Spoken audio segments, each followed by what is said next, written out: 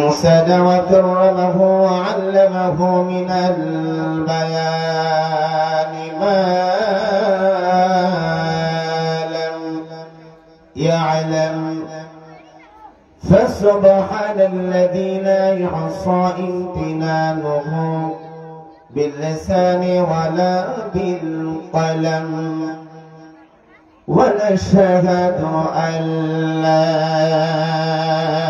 إله إلا الله وحده لا شريك له ونشهد أن سيدنا وسندنا وحبيبنا ومولانا محمدا عبد الله ورسوله أما بعد فقد قال الله تعالى في كلامه المجيد وفرقانه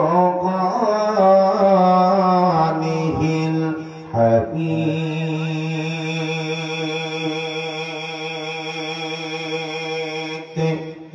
সকল জবান সেরে মহব্বতে আল্লাহর মধুমাখা কালাম তেলাওয়াত করেন আউযু বিল্লাহি মিনাশ শাইতানির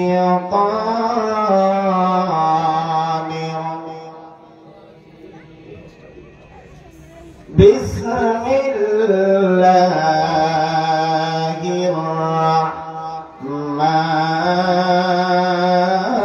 রাহমানির রহিম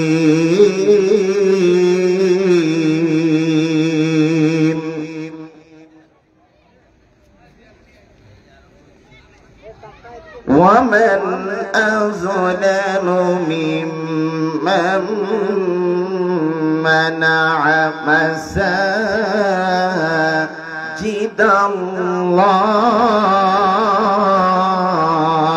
الله ممن منع مساجد الله أن يذكر فيها اسمه وسعى في خرابها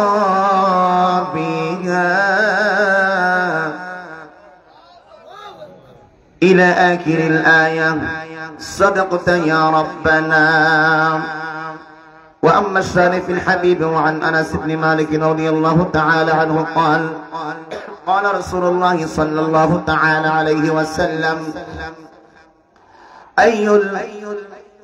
لا يؤمن أحدكم حتى أكون أحب إليه من والده وولده والناس أجمعين رواه البخاري. জবান সেরে চিৎকার মেরে দুইটা হাত উঁচু করে কান আল্লাহু আকবার. وعن أبي هريرة رضي الله تعالى عنه قال قال رسول الله صلى الله تعالى عليه وسلم أي الإسلام خير قال تطعم الطعام وتقرئ السلام على من عرفت ومن لم تعرف رواه البخاري. আর একবার জবান ছেড়ে বলতে হবে আল্লাহু আকবার. إن الله وملائكته يصلون على النبي يا أيها الذين آمنوا صلوا عليه وسلموا تسليما. اللهم সবাই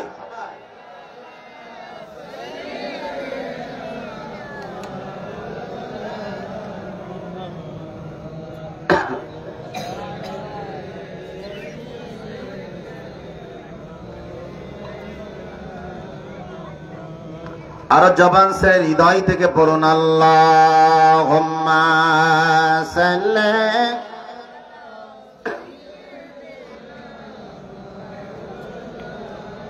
মুহাম্মাদ ওয়া আলা আলিহি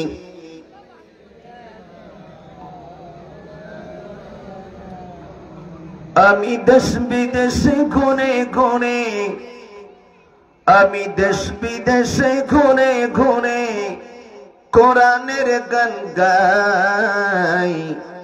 আমার ইসলাম এমন ধর্ম তুলনা যার নাই। আমার ইসলাম এমন ধর্ম তুলনা যার নাই। আমি দেশ বিদেশে ঘুরে ঘুরে কোরআনের গান গাই। আমার ইসলাম এমন ধর্ম তুলনা যার নাই।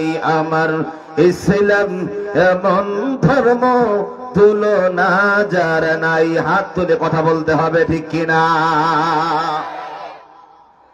আপনার আমার নবী যিনি, মহান আল্লাহর বন্ধু তিনি, আমরা সবাই তারে চিনি, যার তুলনা নাই।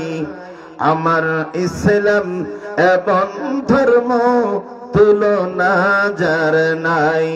আমার ইসলাম এমন ধর্ম তুলনা যার নাই। লা ইলাহা, সবাই পড়ি লা ইলাহা, লা ইলাহা, লা ইলাহা ইল্লাল্লাহু মুহাম্মাদুর রাসূলুল্লাহ সাল্লাল্লাহু তাআলা আলাইহি ওয়া আলা আলিহি ওয়া আসহাবিহি ওয়া বারিক ওয়া সাল্লিম। আলহামদুলিল্লাহ। উপস্থিত বাংলাদেশের ঐতিহ্যবাহী জেলা দিনাজপুর সদর থানার অন্তর্গত তালিমুল কোরআন আইডিয়াল হাফিজিয়া মাদ্রাসার হাফেজ ছাত্রের পাগড়ি প্রদান উপলক্ষে দ্বিতীয় বার্ষিকী ঐতিহাসিক তাফসীরুল কোরআন মাহফিলের সম্মানিত সভাপতি মাওলানা মোহাম্মদ আনসার আলী সাহেব উপস্থিত রয়েছেন। আজকের মাহফিলের স্বনামধন্য প্রধান অতিথি, কোরআনের সেবক, ইসলামের সেবক, আপনাদের এলাকার কৃতি সন্তান, সারা বাংলার গৌরব, অ্যাডভোকেট মোহাম্মদ মাইনুল ইসলাম মাইনুল আলম সাহেব, বাংলাদেশ জামায়াত ইসলামীর মনোনীত সংসদ সদস্য প্রার্থী, দিনাজপুর সদর ৩। আতারাল্লাহু আমরাহু ওয়া বারাকাল্লাহু ফি হায়াতিকা ওয়া ইলমিকা। সকলে বলেন আমিন। আর একটু আস্তে কোন আমিন, আর একটু আস্তে কোন আমিন, আর আস্তে কোন আমিন।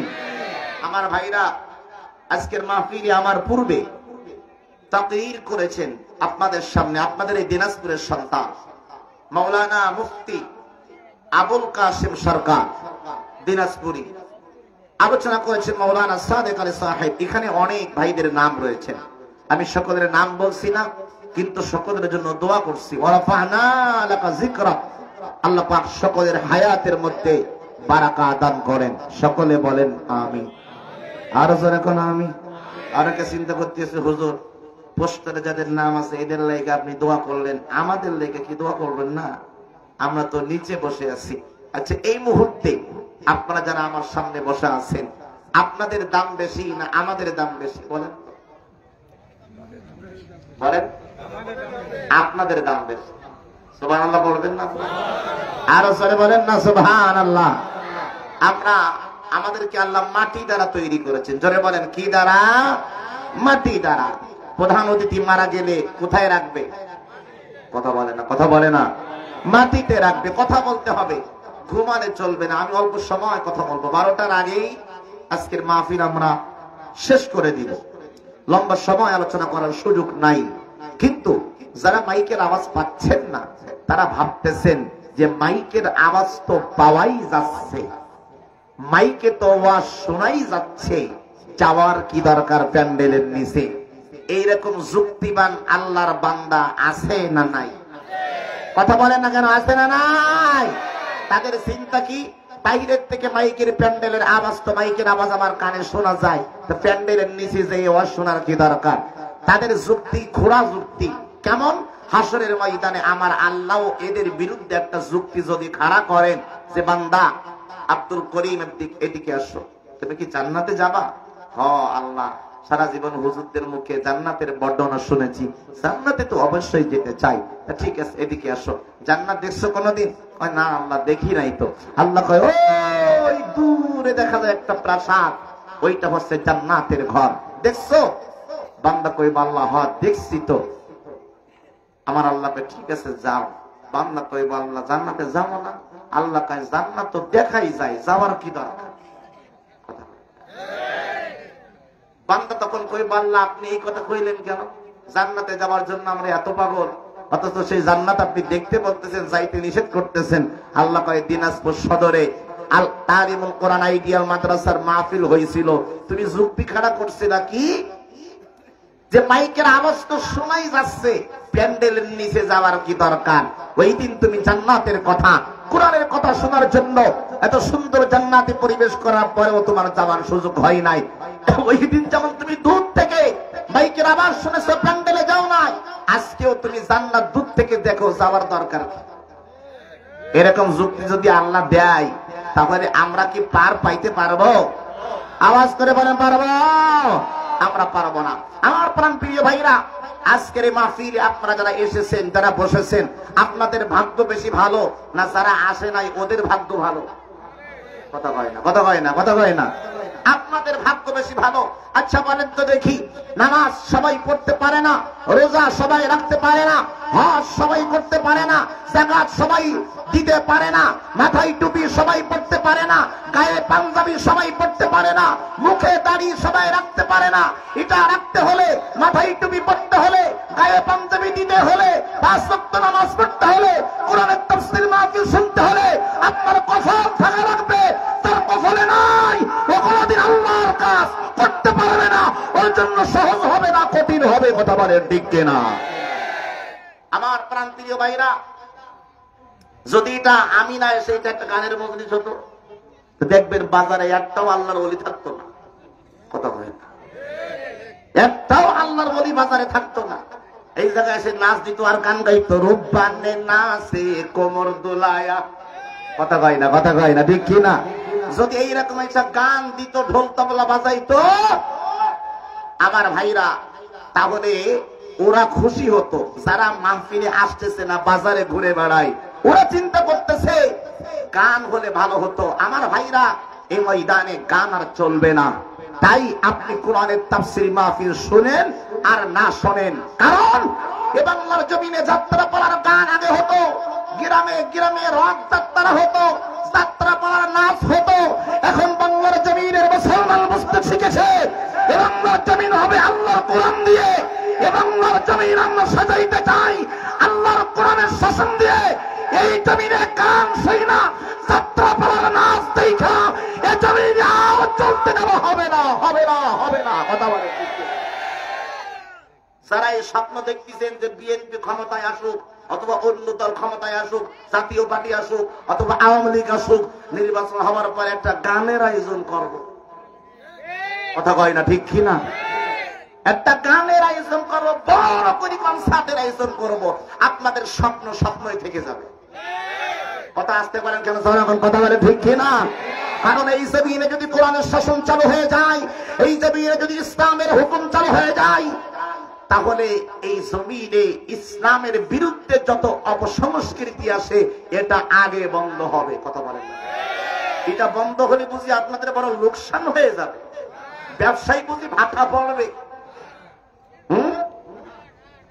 আমার ভাইরা, এ বাংলাদেশের জমিনে অনেক বড় বড় রাজনৈতিক নেতা আছে, যারা গানের মাহফিলে এসে টাকা দেয় 5,000, আর গানের মঞ্চে বড় নায়িকা নিয়ে আসলে টাকা দেয় 50,000। কথা আসতে কন কেন? জোরে কন। মাহফিলে আসলে টাকা 5,000 দিলি, কয় ভাই 5,000 কেন? তা বলতেছে কি, ও আমার তো 10 জায়গায় দেওয়া লাগে ভাই। কথা বলে সবাই তো দিতে হবে। আর গানের মজলিস শুনে কয় বিশাল কত বড়, যত বড় শিল্পী আনবি তত বেশি টাকা দেবো আমি, কোন চিন্তা করার দরকার নেই। এরকম রাজনৈতিক অনেক নেতা আছে না নাই? আপনাদের দিনাজপুরে নেই, আমাদের সাতক্ষীরায় আছে। কথা বলেন, আছে নাকি? আছে। আমার ভাইরা, আমি আপনাদেরকে সেই মেসেজটা শোনাতে চাই। আজকের তাফসীর মাহফিলে যিনি প্রধান অতিথি, উনি চমৎকার কিছু কথা আপনাদেরকে শোনাইছেন। আপনারা কথাগুলো মনোযোগ দিয়ে শুনছেন কিনা আমি জানি না, কিন্তু আওয়াজ দেন নাই এতটুকু বুঝেছি। কিন্তু আমার জানা মতে আপনাদের কানের ভিতরে কথাগুলো ঢুকেছে, আপনারা শুনেছেন। আসলে কি আপনারা শুনেছেন? কথা বলে না, কথা বলে না, শুনেছেন আপনারা? উনি যে কথাগুলি বলেছে আপনাদের সামনে, উনি আপনাদেরকে একটা মেসেজ দিয়েছে। কি মেসেজ? এই এই এই বাদাম কিনলে 100 গ্রাম জরিমানা। কথা বলো কেন? বস, চুপচাপ বস। এখানে বসতে হলে চুপচাপ বসতে হবে, না হয় বাড়ি যেতে হবে। বস, সামনে এসে বসো, না ওখানে জায়গা না পাবে এখানে বস। এখানে তোমার সামনে আস, ওখানে বস। কথা বললে 200 গ্রাম বাদাম কিনে দিবে, কিন্তু আমার জন্য কোন কথা নেই, জরিমানা। আমার ভাইরা কি বলতেছিলাম আপনাদেরকে শোনেন, কোন আওয়াজ হবে না, আমি অল্প সময় কথা বলবো। কি কথা বলতেছিলেন প্রধান অতিথি আপনাদেরকে? তিনি কিন্তু একবারও আপনাদের কাছে ভোট চাইনি। কথা বলেন না কেন আপনারা? আওয়াজ করে কথা বলে ভোট চাইছে? কোন ভোট চাইনি। এরপরে আপনারা বলেন উনি কোন রাজনৈতিক ব্যক্তি হওয়ার পরেও, সংসদ সদস্য পদপ্রার্থী হওয়ার পরেও আপনাদের সামনে কোন রাজনৈতিক আলোচনা করেছে? আওয়াজ করে হাত তুলে স্বীকৃতি দিতে হবে। কথা বলেন, উনি কোন রাজনৈতিক আলোচনা করেছে? না। উনার দলের যিনি প্রধান, ওই দলের কোন গুণগান গাইছে? জোরে কোন গুণগান গাইছে? নেতা তো তাকেই বলে। কারণ আমার দেশের নেতা সিস্টেম কি জানেন? প্রত্যেকটা মাহফিলে রাজনৈতিক নেতারা যায়, নেত্রীর গুণগান গায়। রাজনৈতিক নেতারা মঞ্চে যায়, নেতার গুণগান গায়। রাজনৈতিক নেতারা মঞ্চে যায়, দুনিয়ায় কি করছে না করছে এই বক্তব্য দেয়। কিন্তু আমার ভাইরা, আবার ওই রাজনৈতিক নেতারা আমাদের মতন হুজুরদের সবক দেয়, হুজুর কোরআনের মাহফিলে রাজনীতির আলোচনা করা যাবে না। ও কত বড় আল্লাহর ওলি, ওটা টাটকা শয়তান। কথা বলে দেখি না, ও আলেমদেরকে বলে রাজনীতির আলোচনা করা যাবে না, আর ও মঞ্চে এসে কথা বলে ওর নেতার নামে, ওর নেত্রীর নামে। ও নিজেই রাজনীতির আলোচনা করে গেল তাফসীর মাহফিলে এসে, আর আমারে বলছে রাজনীতি করা যাবে না। তোর জন্য জায়েজ আর আমার জন্য হারাম। হাত তুলে কথা বলেন দেখতে না? এই জমিনে যারা আমাদের তাফসীর মাহফিলে এইরকম চলবে না। রাজনৈতিক আলোচনা, যেই আলোচনা তাফসীর মাহফিলে করা যায় না, ওই তাফসীর, ওই রাজনীতি এই মঞ্চের বাইরে যেও করা যায় না। কথা বলেন আমার ভাইরা, মসজিদের মধ্যে কি মিথ্যা কথা বলা যায়? কথা বলেন আপনারা, কথা বলেন। মসজিদের মধ্যে কি মিথ্যা কথা বলা যায়? মসজিদের বাইরে মনে হয় যায়। কথা বলে না যায়? আচ্ছা, এবার খেয়াল করেন, মসজিদের মধ্যে কি মারামারি করা যায়? মসজিদের বাইরে আসলে কথা বলেন যায়? যায়? যায় না। আচ্ছা, মসজিদের মধ্যে কি বিড়ি, সিগারেট, ডাল্লি, বাল্লি, ব্যঞ্জন, আকিজ, ইলতাস, পাতা যা আছে কি খাওয়া যায়? কথা কয় না যায়? মসজিদের বাইরে আসলে কি জায়েজ হয়ে যায়? কথা কয় না জায়েজ হয়? তার অর্থ হচ্ছে এই, মসজিদে যদি বিড়ি খাওয়া না যায়, মসজিদের বাইরেও বিড়ি খাওয়া জায়েজ নাই। মসজিদে যদি মিথ্যা কথা বলা না যায়, মসজিদের বাইরেও মিথ্যা কথা বলা যায় না। মসজিদের মধ্যে যদি হারাম কাজ না করা যায়, মসজিদের বাইরে হারাম কাজ করা যায় না। ইসলাম আমাদেরকে সেই শিক্ষাই দেয়। কথা বলেন হাত তুলে মুসলমানের মতন আওয়াজ দিয়ে কথা বলেন, ঠিক কিনা? আজকের আমার বাংলাদেশের মুসলমানদের কপালে জুতার বাড়ি কেন? একটাই কারণ, ভারত থেকে শিক্ষা নেন ভারতের সংখ্যালঘু মুসলমান, আর বাংলাদেশের সংখ্যাগরিষ্ঠ মুসলমান। কথা বলে না, কথা বলে না। বাংলাদেশে মুসলমানের সংখ্যা বেশি না কম? এই ধরে বলেন, কম না বেশি? বেশি। আর ভারতে মুসলমানের সংখ্যা কম না বেশি? কম। অথচ ওদের ইমানের যে তেজ, আমাদের ইমানের সেই পাওয়ার নেই, পাওয়ার ভ্যালু হয়ে গেছে। কারণ আমাদের ইমানকে আমরা বাতিলের কাছে, তাগুত শক্তির কাছে বিক্রি করে দিয়েছি। কথা আওয়াজ করে কথা বলেন, ঠিক কিনা? ভারতের দিকে তাকান, গতকালকে, গত পরশুদিন ভারতের বাবরি মসজিদ তৈরি করার জন্য এক সিংহ শাবক দাঁড়িয়ে গেছে। আল্লাহু আকবার জোরে বলতে পারবেন না আপনারা? এক সিংহ পুরুষ দাঁড়িয়ে গেছে, যার নাম হচ্ছে হুমায়ুন কবির। এই হুমায়ুন কবির ঘোষণা দিয়েছে 300 কোটি টাকা নির্মাণে আমি বাবরি মসজিদ এই ভারতের মুর্শিদাবাদে তৈরি করব। এক শিল্পপতি খালি 80 কোটি টাকা দিয়েছে। এই ঘোষণা শোনার পরে গত 2 দিনে এত পরিমাণে টাকা জমা হয়েছে, উনি কিন্তু টাকা চাইনি কারোর কাছে, এত টাকা জমা হয়েছে, সেখানে 300 লোক ফিট করা হয়েছে টাকা গোনার জন্য। 2 দিনে সে টাকা মোটে গুনি শেষ করতে পারতেন। আপনারা সুবহানাল্লাহ বলতে ইচ্ছা করে না আপনাদের? আর জোরে বলেন না সুবহানাল্লাহ। আমার প্রাণপ্রিয় ভাইরা, আমি আপনাদেরকে সেই মেসেজটাই দিতে চাই। ভারতের মুসলমানরা মাথায় ইট নিয়ে, যার বাড়িতে ইট ছিল সে ইট নিয়ে হাজির, যার বাড়িতে বাড়ি ছিল সে বালু নিয়ে হাজির, যার পকেটে টাকা ছিল সে পকেটের টাকা নিয়ে হাজির। আমার ভাইরা, যার কাছে টাকা নাই সে শ্রম দেওয়ার জন্য হাজির। অর্থাৎ এই ভারতের বুকে সংখ্যালঘু মুসলমানরা প্রমাণ করেছে আমরা ইসলামের জন্য রক্ত দিতে পারি, জীবন দিতে পারি, কিন্তু আমাদের ঈমানকে বাতিলের কাছে মাথা নত করাইব না। কথা বলেন ঠিক কিনা? আল্লাহু আকবার।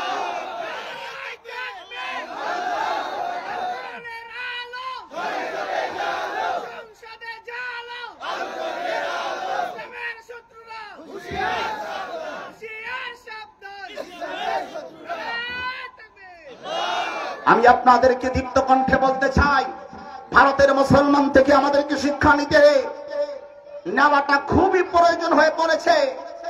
আমার ভাইরা, ওই ভারত আমাদেরকে চোখে আঙ্গুল দিয়ে দেখিয়েছে যে তোমরা বাঙালি হতে পারো, কিন্তু তোমাদের ঈমানের পাওয়ার কম আছে। কথা বলেন না কেন আপনারা? আওয়াজ করে কথা বলেন না কেন? ঠিক কিনা? কারণ আমার দেশে দীর্ঘ 54 বছর ধরে যেই জাতি সুযোগ পাইল, সেই দেশে 95% মুসলমান বাস করে, সেই দেশে 54 বছর ধরে প্রতি বছর দুর্গা পূজায় লক্ষ লক্ষ টাকা হিন্দুরা পায়, মুসলমানরা ঈদগাহের জন্য বার্ষিক টাকা পায় না, মুসলমানদের মসজিদের জন্য অনুদান পায় না, মুসলমানদের তাফসীর মাহফিলে টাকা পায় না, কবরস্থানে টাকা পায় না। অথচ সরকার দুর্গা পূজায় প্রত্যেকটা মন্দিরে টাকা দেয়। আওয়াজ করে কথা বলেন না কেন? ঠিক কিনা বলেন? আর আমাদেরকে বুঝ দেয় যে ওরা সংখ্যালঘু, তো তাই ওদের একটু যত্ন করতেছি। মানে বিষয়টা কেমন হয়ে শোনেন, বিষয়টা হয়েছে বাড়ি যদি 3টা বাচ্চা থাকে, সব থেকে ছোট সবার যত্ন পায় বেশি করে। ও বোঝে না, ছোট মানুষ যা পারে তাই করবে। কথা তুই তো বুঝিস, তোর না খাইতে দিলাম না, ওরে খাইতে বেশি করি, ও ছোট মানুষ, ও খা। এই দোড়াই দিয়ে কিন্তু বড়টার যত্ন কমে যায়। কথা বলে না কেন? ঠিক কিনা? আমার ভাইরা, আমি আপনাদেরকে বলি, আমাদেরকে বানায় রাখছে সংখ্যালঘু। এই বাংলাদেশে হিন্দুরা সব থেকে জামাই আদর পায়। কথা আসতে কন কেন? জোরে কন, জোরে কন। যারা কথা বলবেন না মনে করবো আপনি হিন্দুদের সঙ্গে আপনার একটা বন্ধুত্ব আছে, এই জন্য কথা বলতেছেন না। আওয়াজ করে বলেন, এই বাংলাদেশে জামাই আদর পায় কারা? মুসলমান না হিন্দু? জোরে কন, কারা কারা কারা? অথচ আমার আল্লাহ কুরআনুল কারীমের মধ্যে বলছেন, হিন্দু, বৌদ্ধ, খ্রিস্টান এরা তোমাদের কোনদিন বন্ধু হতে পারে। ওরা মানুষ, ওরা মানুষ, তবে মুসলমানের বন্ধু নয়। কথা আসতে পারেন? আর জোরে কোন ঠিক কিনা? আপনি আল্লাহর কোরআন শরীফ খোলেন না, আমার আল্লাহ পাক রব্বুল আলামিনের কুরআনুল কারীম চমৎকার করে আল্লাহ পাক বলেছেন, ইয়া আইয়ুহাল্লাযীনা আমানু লা তাত্তাখিযুল ইয়াহুদা ওয়ান নাসারা আউলিয়া বা'দুহুম আউলিয়া বা'দ। ও হে যারা ঈমান এনেছো, 6 নম্বর পারা 16 নম্বর পৃষ্ঠা সূরাতুল মাইদা প্রথম থেকে 5 নম্বর লাইনের মধ্যে আল্লাহ বলছেন, ঈমান যারা এনেছো তোমাদেরকে বলতেছি, ইহুদি, নাসারা, বৌদ্ধ, খ্রিস্টান এক কথাই যারা বিধর্মী, এদেরকে তোমরা কোনোদিন তোমাদের বন্ধু বানাবে না। কথা কার? তাই না? হাত তুলে বলেন, কথা কার? কথা আমাদের। আর আমরা কি বলি জানেন? কথাই কথাই আমরা আজকের বাঙালি হইছি, ওদেরকে ওরা দেশের সব পাবে, তার অর্থ তাকে বন্ধু বানিয়ে আপনার কোলে তুলতে হবে। এটা ইসলাম ধর্ম শিক্ষা দেয় না। কথা বলেন ঠিক কিনা? আমার ভাইরা আসেন, আমি আপনাদেরকে নিয়ে যে আলোচনা করতে চাই, গোটা পৃথিবীর মানচিত্র থেকে আপনাকে শিক্ষা নিতে হবে। আজকের বাংলার ইতিহাস এটাই প্রমাণ করে, বাংলাদেশে সব থেকে বেশি ঢাকা শহরে মসজিদ। কথা বলেন না? ঢাকা শহরে মসজিদ আছে না নাই? কথা বলেন, মসজিদ আছে না নাই? তো ঢাকা শহরে যে মসজিদগুলো আছে, এই জন্য ঢাকাকে বলা হয় মসজিদের শহর। আর শেখ হাসিনা বাবরি মসজিদ যখন ভাঙলো 33 বছর আগের কথা, আল্লাহ পাক শেখ হাসিনারে দিয়া, তার মাধ্যম দিয়া বাংলাদেশে 560টা মডেল মসজিদ বানায়া দিছে। সুবহানাল্লাহ। আমার ভাইরা, একদিকে মসজিদ বানাইছে আর একদিকে বাস দিছে আলেমদের। কথা বলে না। মসজিদ বানাইছি একদিকে আর বাস দিছে, মানে বিষয়টা কেমন হয়েছে জানেন? আপনারে পাজা করে ধরে পাশা একখান কিক মারলাম আর বললাম আব্বা কিছু মনে করিস না। কথা হয় না, কথা হয় না। আমার সাতক্ষীরার ভাষায় বলা হয় জুতু মেরি গরু দান। কথা বলে না, কথা বলে না। জুতু মেরি গরু দান। আমার ভাইরা, এটা জাতি ভালো করে এখন বুঝে গেছে। জাতি এখন আর অত পাগল নাই, কারণ শেখ হাসিনা থেকে শুরু করে আমার বাংলাদেশে, আমি সবাইকে বলছি না, আমার বাংলাদেশে যারা ইসলামের বিরুদ্ধে অবস্থান নিয়েছে, যারা কোরআনের বিরুদ্ধে অবস্থান নিয়েছে, যারা মানবতার বিরুদ্ধে অবস্থান নিয়েছে, এরা মানবতার শত্রু, এরা ইসলামের শত্রু, এরা মানুষের বন্ধু হতে পারে না। এদের রাজনীতি করার কোনো অধিকার বাংলার জমিনে থাকতে পারে না। কথা বলেন, আওয়াজ করে কথা বলতে হবে, ঠিক কিনা বলেন? আমি আপনাদেরকে যে ওয়াজটা আজকে শোনাবো, সেটা হচ্ছে এই যে কারণে আজকের আমরা মুসলমান লাঞ্ছিত। ওয়াজের বিষয় হলো কি? যে কারণে আজকের আমরা মুসলমান কি লাঞ্ছিত, সেই কারণগুলো আমি আপনাদেরকে শোনাই। আপনারা খুব মনোযোগ দিয়ে, আমি মাত্র 4টা আর 5টা 9টা পয়েন্টের উপর আলোচনা করবো, খুব অল্প সময়, একেবারে 12টার আগে আমাদের মোনাজাত হয়ে যাবে। আমি সাবজেক্ট ভিত্তিক আলোচনা করতে পছন্দ করি। আপনাদেরকে বলি, বলেন 1 নম্বরে আমাদের লাঞ্ছিত হওয়ার 1 নম্বর কারণ, আমরা অন্যায়ের কাছে মাথা নত করেছি। কথা বলে না, কথা বলে না, কথা বলে না। আমরা অন্যায়ের কাছে কি করেছি? মাথা নত করেছি। আমাদের চোখের সামনে ভোট চুরি হয়েছে, আমরা প্রতিবাদ করি না। আমার ভাইরা, আমরা ভালো কাজ, আমাদের চোখের সামনে জিনা হয়েছে, আমরা প্রতিবাদ করি না। কথা বলে না, কথা বলে না। আমাদের চোখের সামনে এই বাংলাদেশের অসংখ্য আলেমরা কারা নির্যাতিত হয়েছে, আমরা কিছুই করতে পারি না। আওয়াজ করে কথা বলেন না কেন, ঠিক কিনা?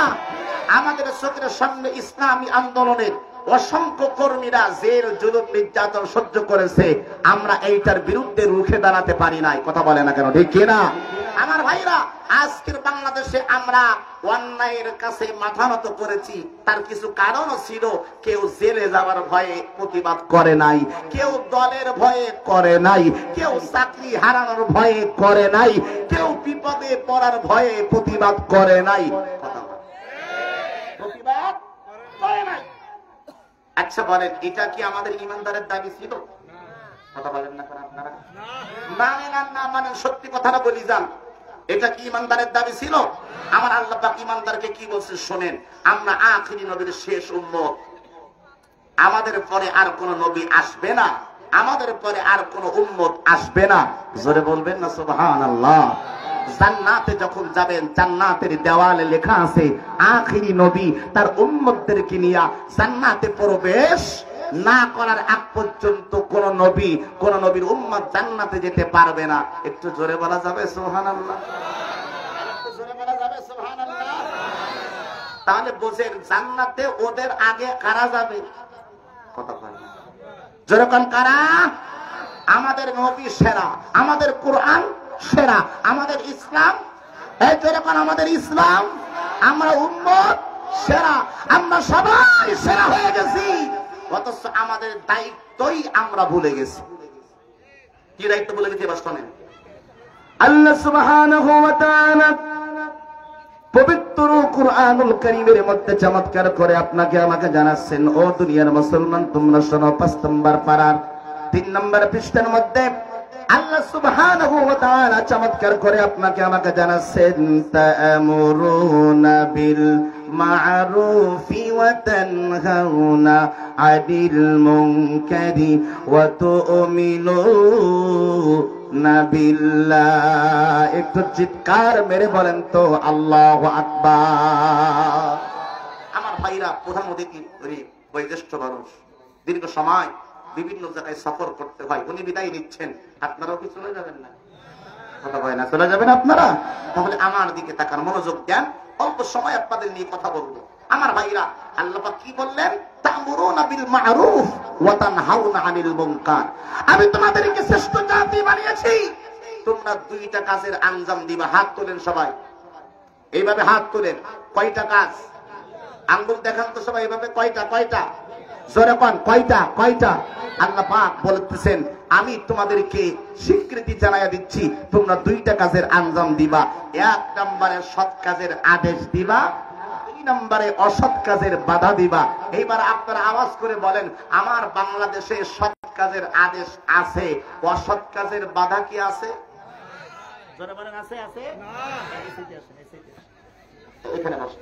এবার আপনারা বলেন, অসৎ কাজের বাধা আছে নাই?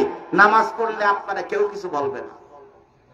আপনি যদি ওনারা কোন নামাজ পড়েন কিছু বলবে না, রোজা রাখেন কিছু বলবে না। নামাজের কথা বললে আপনাকে কেউ আঘাত করবে না, রোজা রাখার কথা বললে আপনাকে কেউ আঘাত করবে না। আপনি যদি ভালো কাজের আদেশ দেন কেউ আপনাকে আঘাত করবে না। কিন্তু এই সমাজের ভিতরে কোন ব্যক্তি যদি জুলুমের সঙ্গে জড়িত হয়ে যায়, কোন ব্যক্তি যদি খারাপ কাজের সঙ্গে জড়িত হয়ে যায়, কোন ব্যক্তি যদি পরকীয়ার সঙ্গে জড়িত হয়ে যায়, কোন ব্যক্তি যদি খারাপ কাজের সঙ্গে জড়িত হয়ে যায়, আর এইটার যদি আপনি প্রতিবাদ করতে যান, সমাজে ওই লোকটাকে মানুষ বেশি লাঞ্ছিত করে। কথা বলেন না কারো আপনারা, ঠিক কিনা? আর মানুষ বলে তুই বাড়ির ভাত খেয়ে ওই লোকের বাড়ির গোয়ালের গরু তাড়াইতে গেলি কেন? এইটার তো দরকার ছিল না, আকবারাই মাতব বাড়ি করার কোন দরকার ছিল না। এইরকম মুসলমান বাংলাদেশে আছে না নাই? আরো সরে কর না কেন, আছে না নাই?